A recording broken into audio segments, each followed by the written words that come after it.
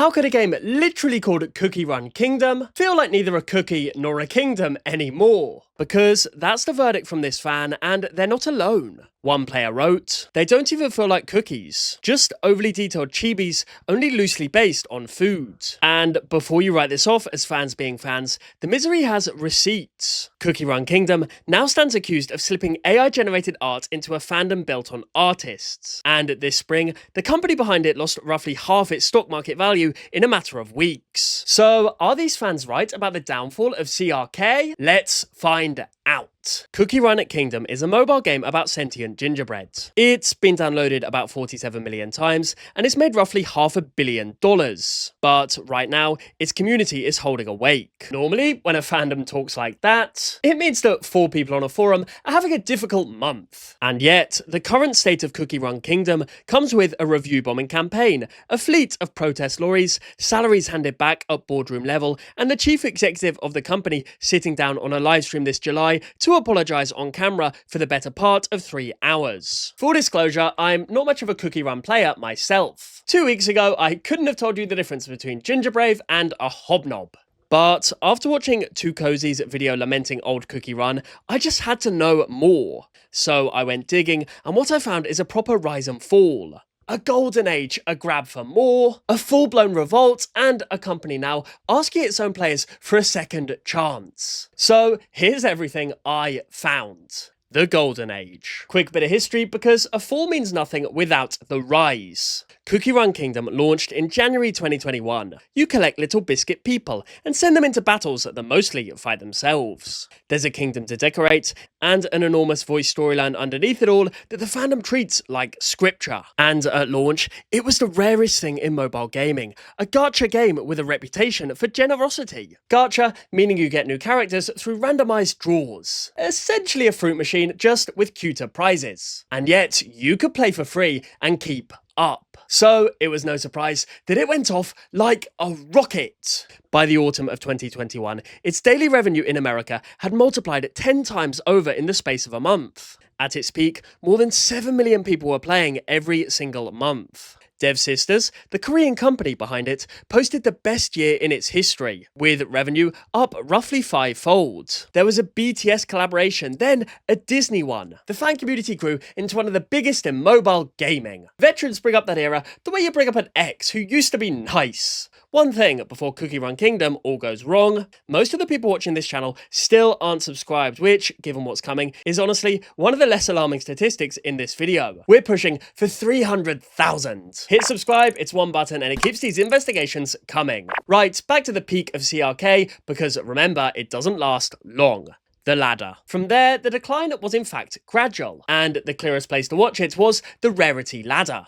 At launch, it topped out at epic, then ancient, then legendary, then came super epic. Then in 2024, beast. A scale that starts at ordinary biscuit and now ends at somewhere past biblical. At this rate, the next one up is just going to be God tier. The serious problem, of course, being that every new rung made the rungs below it matter less. As 2Cozy put in their video, Cookie Run doesn't feel the same anymore. Most of the teams are pretty much the same, or they have the same cookies, and there used to be a time when there was a lot of different comps and more rarities involved. Like, do you remember when Gingerbrave was involved, or like Fettuccine, or different types of epics?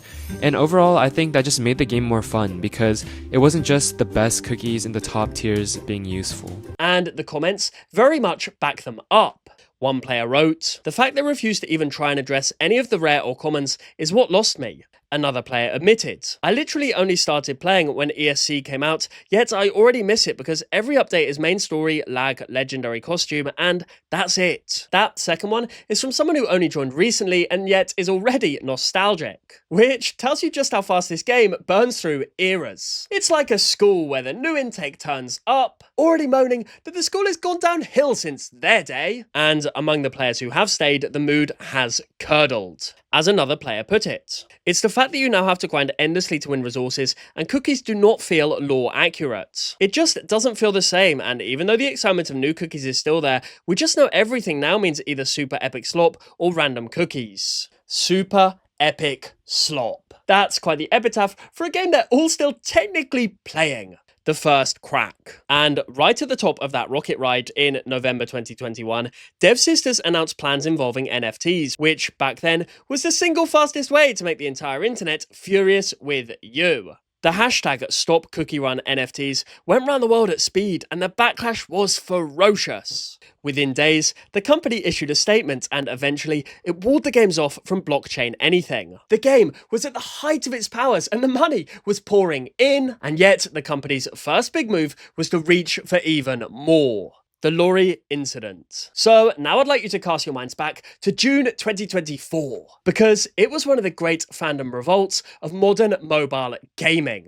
On the 17th of June, Devsisters announced a new rarity above Ancient called Ancient Plus, and its first member, Dragonlord Dark Cacao Cookie. Now, Dark Cacao was a cookie players already owned. The upgraded version was a separate character, sitting in the gacha to be pulled for all over again. Imagine your gym unveiling Gym Plus. Same gym, just shinier equipment and a posh drinks machine. But your existing membership doesn't carry over. That was the pitch. And it landed on top of gacha odds that the community already reckoned were getting meaner. 1-star reviews flooded in. And in Korea, where fandoms have refined protest into an art form, players reportedly crowdfunded more than 5 million won in a single day, around £3,000, to hire LED protest trucks. Those trucks then spent 3 separate days parked outside of Devsisters, with the community complaints scrolling across them in lights. On the morning of the first protest, the share price reportedly dropped more than 5%. And the crazy thing is, the protest actually worked. Yes, 11 days after the announcement, Devsisters folded completely. Ancient Plus was scrapped, and the update was rebuilt as an awakening system that upgrades the Dark Cacao you already own. Everyone received 3,000 crystals and assorted apology items for their trouble. The players had sent a message, and it arrived at 40 feet long, doing 15 miles an hour. The vibes. So far, every complaint has come with a date and an update attached. The next lot are fuzzier because they're more about how the game actually feels. Take, as an example, the character designs. One commenter, who admits they don't even play, wrote, "I know nothing about Cookie Run, but what I do notice is that they stopped even trying to make the characters look like cookies food in any way, like at all. They used to still resemble cookies. Now, they're literally just chibis that could belong to any race under the sun because the round head started looking just like an art style rather than representing a literal cookie. Indeed, put a 2021 cookie next to a 2026 one, and you can watch a biscuit slowly become an anime protagonist who's vaguely heard of biscuits. Which matters, because the entire premise of this franchise is printed on the tin. Then there's the collaboration fatigue, with the Wicked crossover in particular brought up like a war memory. As this player put it, Cookie Run Kingdom feels more like a crappy chimera more than an actual unique game. It feels like they see what other popular game IPs are doing and make their own version of it. For the most part though, there's just plenty of nostalgia. A 4-year veteran wrote, "I've been playing CRK for 4 years. It used to be my comfort game, my own niche. I played it for fun. Nowadays, I log into the game once every few months. It has just become another grinding game where every update just includes newer and better cookies to max out and farm. I missed the Summer Rock Festa era, the Mermaid's Tale era, the Disney and the BTS collab, everything. It doesn't feel like the same game I fell in love with 4 years ago." Meanwhile, at Devsisters, all of that explains the wobble. What turned it into a crisis happened outside of Kingdom entirely. In March this year, Devsisters launched Cookie Run Oven Smash, a real-time player versus player spin-off years in the making, with over 3 million pre-registrations. It arrived overheating phones and dropping connections, and according to Mobile Index data, it peaked at around 182,000 daily players, then lost 70% of them in under a fortnight. And the fallout was absolutely brutal. The share price roughly halved between late March and May. The company posted its third quarterly operating loss in a row. 17.4 billion won in red for the first 3 months alone. Call it 9 or 10 million pounds. The chief executive and board co-chairs gave up their salaries, senior executives handed back half of theirs, a voluntary redundant scheme opened, and minority shareholders organised to demand an emergency meeting. Keep all of that in mind, because when a company's in that much trouble, its one reliable moneymaker suddenly gets a hell of a lot of senior level attention. So a couple of months later, Devsisters set about winning the fans back live on camera. The apology stream. On the 27th of July of this year, Cookie Run Kingdom held a live stream titled Rebirth. It ran past the 3-hour mark. Partway through, the CEO of Devsisters personally appeared to apologise to the player base for the state of the game, for taking too long to respond to their own players, and for a list of problems long enough to need its own agenda.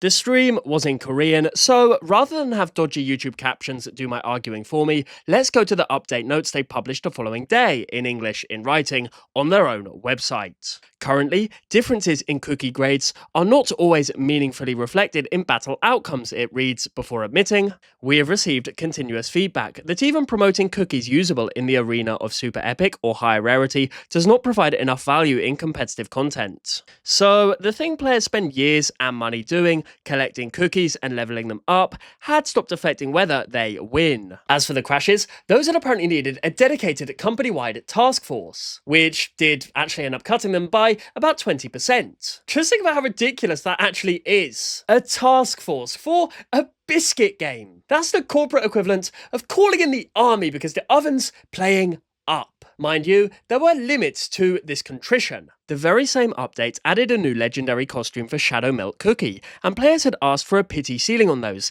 meaning a guaranteed reward after enough pulls. And yet, they didn't get one. What they got instead is slightly better odds and a promise to look at it next time.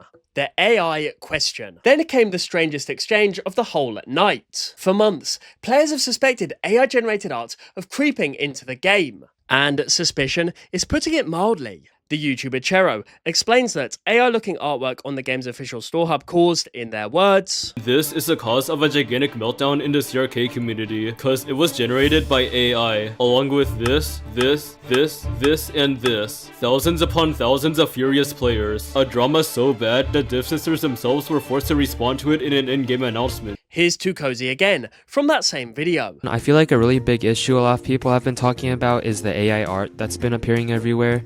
For instance, even in this newest special event, you can clearly see that there's AI in the artwork. Because of the fact that the fandom revolves around a lot of artwork and fan art, I feel like they should really start listening to the player feedback as well as the community and try to use less AI in general. For this community, that allegation is radioactive because this entire fandom is built on artists. So, on that stream, Devsisters met it head on. They denied it flatly.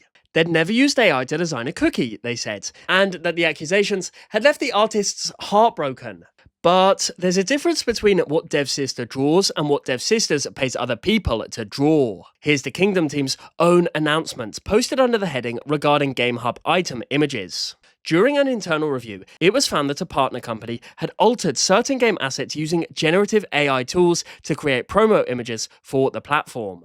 They go on to promise they'll make sure to establish that our partners do not use generative AI to alter our assets or create new ones based on existing assets. So the official position on AI art in Cookie Run is this. From us, never. From a third party we were paying, it happened once without permission, and everyone was very cross about it. Except the community's receipts say it was rather more than once. As Chero put it, "The Game Hub is not the first time they used AI. They have been let off the hook, scot-free, for far too long. Months upon months of betraying CRK's artists and community. Months upon months of AI slop pushed under the rug." And amidst the fans calling this out, had a point all along. The rebirth. So how exactly do Devsisters plan to fix all of this? Well, that was the other half of the live stream, something called the Renaissance Project. Their name for rebuilding the game in 3 phases, stretching through until 2027. Phase 1, running until September, fixes what was broken, meaning the crashes and the stingy rewards. Phase 2,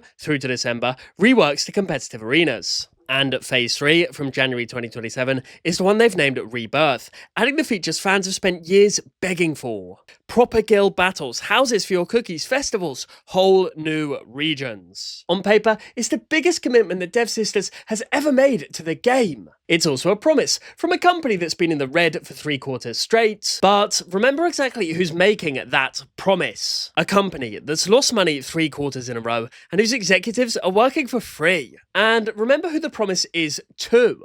A fanbase that once crowdfunded lorries to park outside their offices in protest. Indeed, whether Devsisters can afford to deliver any of this, and whether the fans will believe a word of it, nobody yet knows. The twist. And here's what complicates the obituary. Because by App Magic's estimates, 2025 was Cookie Run Kingdom's biggest revenue year since launch, roughly $97 million, nearly double the year before. So the company was in crisis, and the spin-off had cratered, and through all of it, the game everyone's calling dead was earning more than it had in years. The money says the kingdom's fine. The comments say the kingdom they loved is gone. Turns out they're talking about two different kingdoms. And the most honest comment I found in all of this had no anger in it at all. It just said, I mean, games will eventually never feel the same anymore. A lot of stuff won't feel the same anymore. That's how life can work. And irritatingly, they might be right. 5 years is indeed a long time in a live service game,